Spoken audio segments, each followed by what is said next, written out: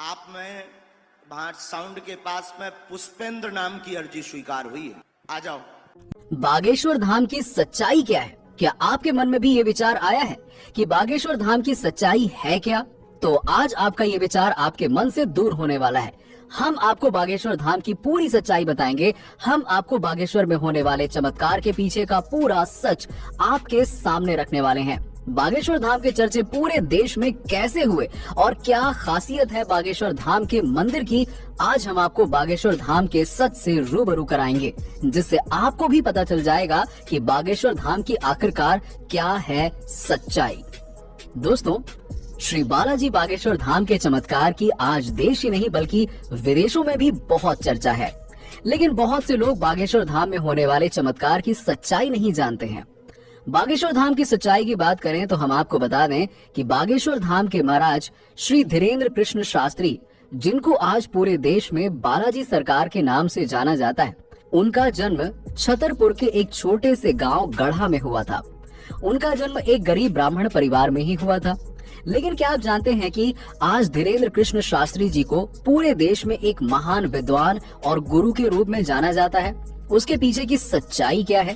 तो हम बताते हैं कि बागेश्वर धाम के महाराज श्री धीरेन्द्र कृष्ण शास्त्री जी भगवान शिव के अवतार हनुमान जी के परम भक्त हैं।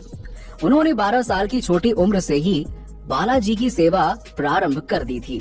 उनकी उसी तपस्या का प्रभाव है कि वो आज किसी भी व्यक्ति के कष्ट को उसके बिना बताए पर्चे में लिख देते हैं। वो यहाँ तक बता देते हैं कि आप क्या सोच रहे हैं। उनके द्वारा लिखा गया एक एक शब्द 100% सत्य होता है। आज तक कोई भी उन्हें झूठा साबित नहीं कर पाया। आपने बागेश्वर धाम में अर्जी लगाने के बारे में अवश्य सुना होगा, लेकिन क्या आप जानते हैं कि जिस भी व्यक्ति की अर्जी को श्री बालाजी सरकार स्वीकार कर लेते हैं, उस व्यक्ति को या फिर उसके परिवार के किसी भी व्यक्ति को लगातार 2 दिन सपने में बंदर दिखाई देते हैं। सपने में बंदर दिखाई देने वाली बात बिल्कुल सही है। जितने भी लोगों की अर्जी स्वीकार हुई है, उनको सपने में बंदर अवश्य दिखाई दिए। बड़े बड़े न्यूज चैनल वाले बागेश्वर महाराज जी की और उनके दिव्य दरबार की शक्तियों के बारे में जानने के लिए ही पहुंचे, लेकिन बागेश्वर बालाजी सरकार की कृपा से बागेश्वर महाराज जी ने खुद मीडिया वालों की पोल खोल दी और मीडिया वाले अंत में बागेश्वर धाम में नतमस्तक होकर के वापस लौट आए। साथ ही में बागेश्वर बालाजी सरकार से आशीर्वाद लेकर भी आए। बागेश्वर महाराज जी ने बालाजी सरकार की कृपा से हजारों भक्तों का भला किया है और वर्तमान में बागेश्वर महाराज जी विदेशों की यात्रा कर रहे हैं। बागेश्वर बालाजी सरकार की महिमा अपरंपार है। वैसे तो बालाजी सरकार की ऐसी कृपा है कि बागेश्वर धाम में जो भी जाता है वो खाली हाथ नहीं लौटता। बागेश्वर बालाजी उसकी झोली हमेशा भरते आए हैं और भरते रहेंगे। इसी के साथ ही बागेश्वर महाराज दूसरे जिलों या अन्य राज्यों में अपनी कथा करने और दरबार लगाने के लिए जाने जाते हैं, तो वहाँ भी बड़े बड़े मीडिया कर्मी और पत्रकार बागेश्वर महाराज जी की परीक्षा लेने की कोशिश करते हैं। लेकिन बागेश्वर महाराज जी की तरफ से पत्रकारों को चैलेंज दे दिया गया और उस चैलेंज में पत्रकारों को हार का सामना करना पड़ा और अंत में पत्रकारों को बागेश्वर महाराज और बालाजी के चरणों में नतमस्तक होना पड़ा।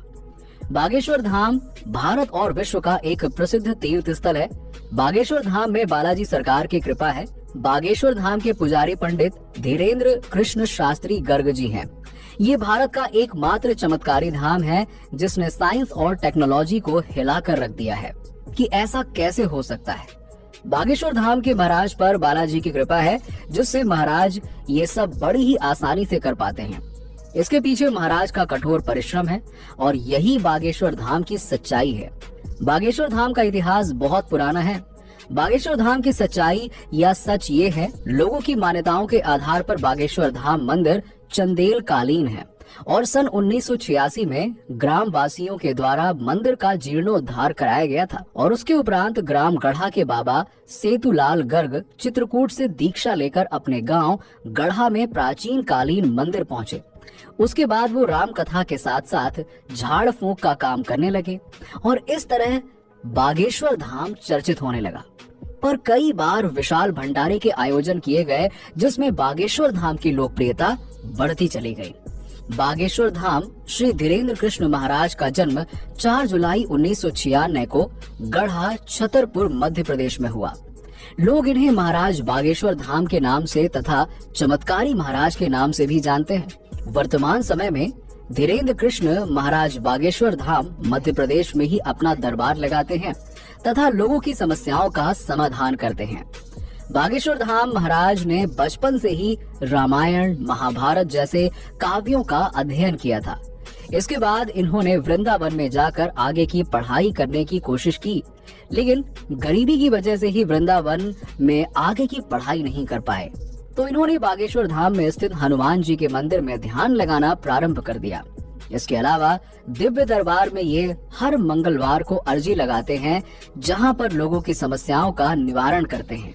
लोग अर्जी लगाने से पहले यहाँ के टोकन को खरीदते हैं और उसके बाद नारियल को लाल कपड़े में बांधकर अपनी मनोकामना पूरी करने के लिए यहाँ पर 21 बार मंदिर की परिक्रमा लगाते हैं और यहाँ अर्जी लगाने के लिए कई सारे लोग आते हैं और उसके बाद बागेश्वर धाम के दिव्य दरबार में जाकर श्री धीरेन्द्र कृष्ण महाराज के प्रवचन सुनते हैं। तो दोस्तों, अब तो आपको पता चल ही गया होगा कि बागेश्वर धाम कोई पाखंड नहीं है, बल्कि आस्था से भरा हुआ स्थान है, जहां पर लोगों की समस्याओं का समाधान होता है।